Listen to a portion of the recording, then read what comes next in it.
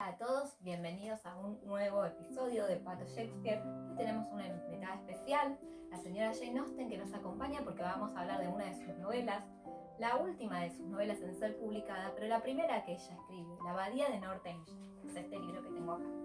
La Abadía de Northanger se publica en 1817, pero fue escrito en realidad en 1799 y por eso comparte muchos rasgos con la literatura dieciochesca.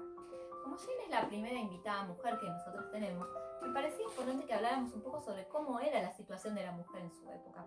Y para hacerla es fundamental nombrar uno de los textos de uno de los pensadores centrales del siglo XVIII, que es Rousseau. En particular el Emilio, el tratado de pedagogía que Rousseau escribe, en el que va a explicar cómo forjar un ciudadano ideal. Es muy conocida la tesis de Rousseau, que yo voy a simplificar brutalmente, y es que en realidad el hombre es bueno por naturaleza, y lo que lo pervierte es el contacto con la cultura y con la sociedad. Por eso lo que nos dice Rousseau es que para educar al discípulo lo que hay que hacer es aislarlo de la sociedad y tenerlo solo en contacto con la naturaleza. El problema es que cuando Rousseau tiene que hablar de la formación de la discípula, de Sofía, lo que nos va a decir es que en realidad la mujer no tiene mucha capacidad de raciocinio y por eso no vale la pena invertir demasiado tiempo en educarla. Y esto va a tener un montón de consecuencias para las mujeres de la época. En principio lo que va a pasar es que si la mujer no tiene capacidad de razonar, entonces tampoco puede tomar decisiones de manera autónoma. Por eso la mujer queda excluida tanto de la participación política como del acceso a la propiedad, lo cual es muy importante luego en la vida de Jane. Ahora, lo que nunca imaginó Rousseau es que su libro iba a traer una reacción adversa e iba a terminar forjando la primera ola de feminismo, ¿sí? Porque toda una serie de mujeres que sí estaban formadas y que sí podían razonar, van a reclamar justamente el derecho de la mujer a desenvolverse en forma más autónoma.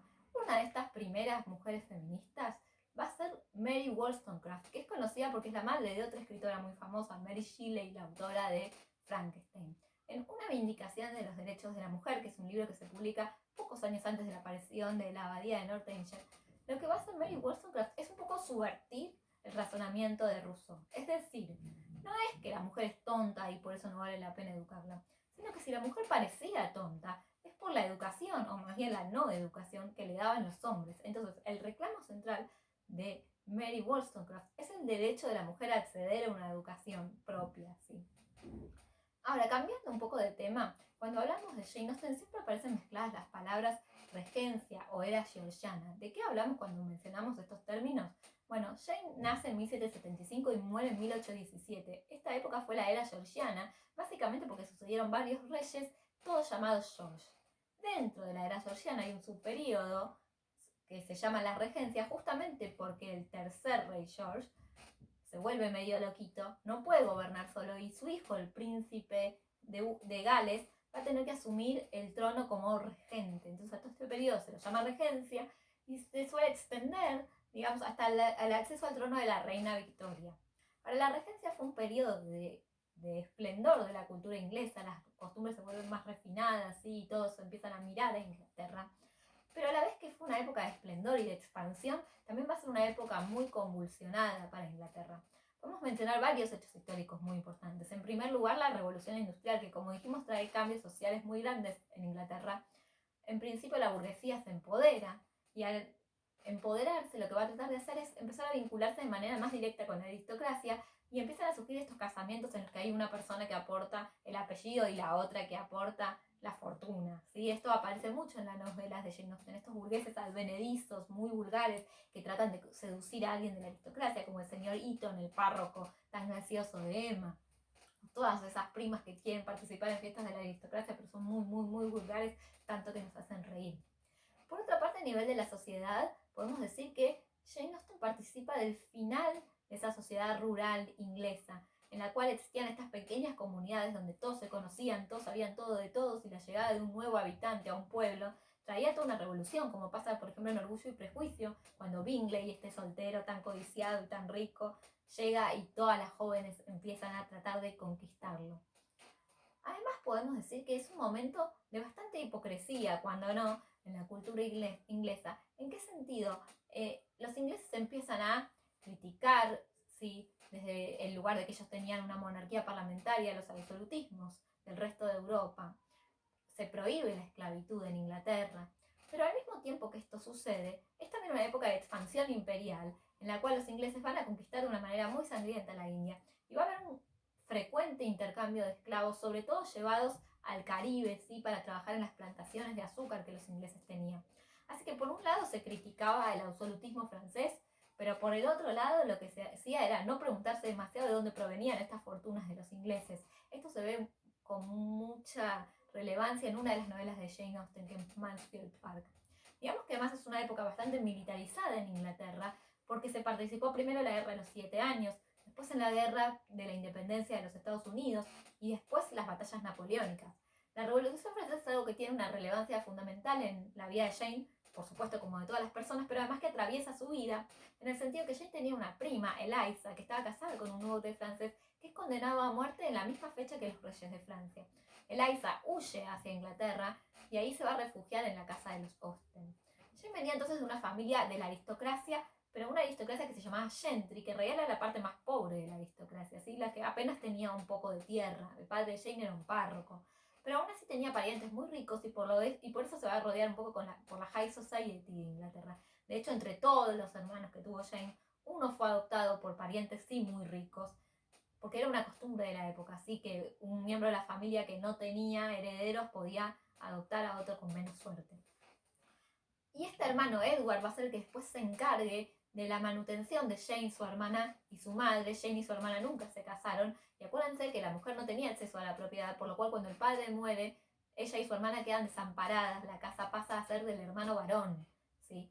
De todas maneras, unos años antes de que el padre muriera, Jane abandona junto con su familia esa casa y se mudan a Bath. Bath es un lugar sumamente identificado con Jane, y esto resulta bastante irónico, ¿sí? Porque si bien hay dos novelas suyas que transcurren ahí, una es la que vamos a leer hoy, La Abadía de Northanger, y otra es Persuasión, una de sus últimas obras, Jane en realidad aborrecía ese lugar, ¿sí? Su vida ahí fue bastante oscura. A Jane le parecía que ese era un lugar disoluto y además sumamente decadente. En principio podía parecer que ese era el lugar ideal para que viviera una soltera porque era el balneario o algo así como el Miami de la época. Pero a Jane no le gustaba porque cuando ella llega a ese lugar había pasado de ser un lugar exclusivo, ¿sí? Selecto, para ser en realidad un lugar popular como Miami con todas sus vulgaridades. Y por eso ella no va a escribir ahí, ¿sí? Va a ser un periodo de bastante depresión para ella. Ella va a desarrollar toda su obra en Chawton, otro pueblo al que ella se muda, ¿sí? En la casa que le había prestado uno de sus hermanos. Ahí es donde va a escribir sus 6 novelas, y su obra no es demasiado vasta, pero aún así le alcanza para ganarse un panteón en la literatura inglesa. Tal es así que junto con Shakespeare son los únicos que lograron desplazar a la reina en un momento del billete de la libra. Ahora, esa fama tal vez no le hubiese gustado demasiado a Jane, que siempre trató de permanecer en el anonimato. Y esto no es casualidad, ¿sí? Ella firma todas sus novelas como A Lady. Lo que pasaba era que en esa época no era muy bien visto que una mujer trabajara así o que se mantuviera por sí mismo, mucho menos si era de una familia de la aristocracia.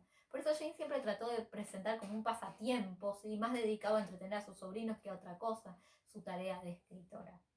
Yendo a la novela que nos ocupa hoy, dijimos entonces que Jane es parte de estas mujeres que van a tratar de bregar por la aparición de un modelo femenino más racional y autónomo. Y en esta novela se va a dedicar a criticar una de las costumbres femeninas que a ella más le molestaba. Dijimos en el episodio pasado que se produce a fines del siglo XVIII un furor por el gótico. Lo que no dijimos es que la literatura gótica tiene semejante éxito en gran parte gracias a las mujeres, que no solo leen novelas de a montones, sino que además escriben novelas góticas a partir de la aparición de una autora, Anne Radcliffe, que 30 años después de la aparición del Castillo de Otranto publica su novela, Los Misterios de Udolfo, que tiene un éxito aún mayor que el de la novela de Walpole, ¿sí? Y siguiendo su ejemplo, van a aparecer un montón de escritoras que imitan hasta el hartazgo la forma de escribir de Anne Radcliffe, al punto que se genera una forma gótico propia de las mujeres, el female gothic, con sus características diferentes, ¿sí? Bueno, a Jane el gótico mucho no le gustaba, porque lo que ella nota es que existían ciertos peligros en esta sobreestimulación de la sensibilidad y de la imaginación desmedida en las mujeres. Por eso en sus novelas, Catherine, la heroína, va a ser como una especie de, primero es devota de Anne Radcliffe, pero además va a ser una especie de Quijote, en el sentido de que la lectura del gótico le afecta tanto la cabeza que va a empezar a imaginar cosas que no son, ¿sí? A alejarse de la realidad por culpa de la lectura del gótico. Por eso muchos dicen que en realidad esta novela es como el Quijote, una novela paródica, solo que en este caso de la literatura gótica. Yendo a la historia les decía entonces que su heroína Catherine es heroína poco convencional. ¿Por qué? Porque justamente es una chica común, ¿sí? No es lánguida, no es frágil, no se desmaya, no llora todo el tiempo, ¿sí? Como las heroínas de novela sentimental de la época. Catherine es una chica libre que disfruta de jugar con sus hermanos varones y revolcarse sobre la tierra. Tampoco es demasiado inteligente, ¿sí? Porque justamente lo que se nos dice es que los padres están tan ocupados en criar 6 hijos que no tenían mucho tiempo para educar a su hija. Así que cuando Catherine cumple 15 años se le presenta la oportunidad de hacerlo más divertido y lo más parecido a una aventura que una chica de 15 años de la campiña inglesa podía atravesar, que era viajar a Bath. ¿Justamente para qué? Para buscar su novio, obviamente, con los amigos viejos, eso sí, de sus padres. Así que Catherine emprende viaje y justamente a dónde va para buscar un novio si no es un baile. Ahora este primer baile en Bath es para Catherine una experiencia de lo más decepcionante. Catherine ve ese baile todo atiborrado de gente, de mareos, de calor, como un zoológico humano. Aún así se las va a arreglar para hacerse 2 amigos, que son John e Isabella Thorpe. Solo que, claro, como Catherine no había recibido una formación, no tenía demasiadas estrategias como para elegir a los amigos correctos. Y por eso se va a relacionar con lo más hipócrita, lo más falso, lo más ambicioso, la peor cara de la sociedad inglesa, como son estos 2 hermanos. Ahora, la novela esta parece ser que la segunda es la vencida, porque en su segundo baile, Catherine va a conocer a Henry Tilney, que es el hijo de un aristócrata, un párroco, ¿sí? Porque como era el segundo hijo tampoco le daba demasiado. Y se va a enamorar perdidamente de él, por supuesto. El problema que tenemos es que Catherine, desde que llega a Bath, en lugar de hacerse más adulta en relación a haberse alejado de sus padres, empieza a empequeñecerse, a decrecer, en el sentido de que cada vez tiene menos capacidad de tomar determinaciones autónomamente. La sociedad Bath la marea, ¿sí? Ya no sabe qué pensar. Entonces, a pesar de que ella, por ejemplo, descubre de a poco que en realidad John Thorpe es un patán, que se presenta como un caballero, como un sujeto valeroso y un cazador, pero en realidad es un pelma, no le cae bien a Catherine, solo que como tanto a los amigos de sus padres como a su hermano, que estaba enamorado de Isabella, la hermana de John Thorpe, le parecían buenos, bueno, ella va a tener que empezar a confiar más en el criterio de los demás que en el suyo propio. Y de ahí empieza a tener un montón de dificultades justamente por no decidir por sí misma. Por ejemplo, ella casi le había arrancado a Tilney, su verdadero amor, una invitación para ir a pasear con él y con su hermana. Ahora, mientras estaba preparando, irrumpen los Thorpe y la quieren prácticamente secuestrar para llevarlos con ellos a ver un castillo gótico que encima termina siendo falso. Para esto encima le inventan que los Tilney se habían ido sin ella a otra parte. No le hacen esto una vez, sino que se lo hacen 2 veces, solo que la segunda vez Catherine va a tener la suerte de encontrarse con los Tilney y darse cuenta de las mentiras de los Thorpe. Así que toma la decisión de bajarse de la carroza de los Thorpe y explicarle la realidad a los Tilney, ¿sí? Y así es como, en realidad, lo que nosotros vemos en la novela es que Catherine va a tener que aprender a decidir por sí misma, a juzgar la realidad y a apreciar, ¿sí? Y a leer entre líneas, digamos, a notar las hipocresías de algunos miembros de esa sociedad. Así que de alguna manera es una novela de aprendizaje. Volviendo a la historia, el que está muy feliz con la nueva amiguita de su hijo Henry Tilney es el señor Tilney padre, un hombre bastante hosco y huraño, pero que de repente es simpático con Catherine. ¿Por qué? Porque John Thorpe, el hermano de Isabella, se había jactado de que había conquistado a Catherine y para darse chapa de que había seducido a una chica millonaria, inventa esto de que Catherine no es la hija de un párroco, es una heredera millonaria. Así es que el señor Tilney muy amablemente la va a invitar a su casa, que además no es una casa cualquiera, sino es una abadía. Entonces imagínense para Catherine, la primera fanática de Los Misterios de Udolfo, la lectora más prolífera de novelas góticas que podamos conocer, lo que significa ir a una abadía, ¿sí? Catherine va a imaginarse a partir de entonces que ella es la protagonista de una novela y va a empezar a tener, ella que parecía una chica tan aventurera y racional en un punto, va a parecer ser una chica como la protagonista de una novela gótica, ¿sí? Con sus ensoñaciones y fantaseos. Ahora, ojo, Jane Austen no es Anne Radcliffe, así que lo que nos va a hacer en la segunda parte de la historia, que parece ser más similar a una novela gótica, ¿sí? Después del viaje de Catherine a la abadía de Northanger, en realidad lo que nos va a mostrar es justamente lo absurdo y lo ridículo de estas historias góticas. ¿Cómo? Bueno, Catherine se va a empezar a imaginar toda una serie de historias de terror y lo que Jane va a hacer es justamente desnudar la tontería que hay detrás de ellas. Hay toda una especie de juego con la luz y la oscuridad, porque hay un montón de cosas que en el oscuro, en la noche, parecen terroríficas, pero de día se revelan como totalmente corrientes, ¿sí? Y todo el tiempo vamos a tener una estructura como de expectativa y realidad. Por ejemplo, Catherine llega a la habitación suya y se encuentra con un arcón antiguo de madera oscura y piensa que encuentra un misterioso secreto. Así que empieza a revolver y lo que descubre son nada más que frazadas viejas y se siente humillada por haber hurgado entre las cosas de sus amigos. Después, una noche de tormenta, influenciada por este ambiente tan siniestro, va a empezar a recorrer la casa y se va a encontrar con lo que ella cree que es un jeroglífico antiguo, ¿sí? Un pergamino muy antiguo. Al día siguiente, cuando se despierta, lo abre y ve que no era más que la lista de la lavandería. Y la última, y la más grande, es que Catherine empieza a imaginar que detrás de la negativa del señor Tilney padre, que no quiere que nadie vea la habitación de su difunta esposa, se esconde que él era el verdadero asesino de su esposa. Luego piensa que, bueno, que no es el asesino, que tal vez la tiene escondida en una mazamorra.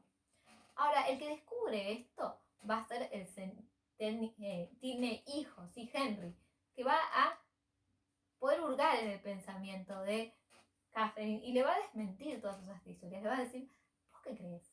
Que justamente acá, en la racional Inglaterra, puede suceder una historia gótica.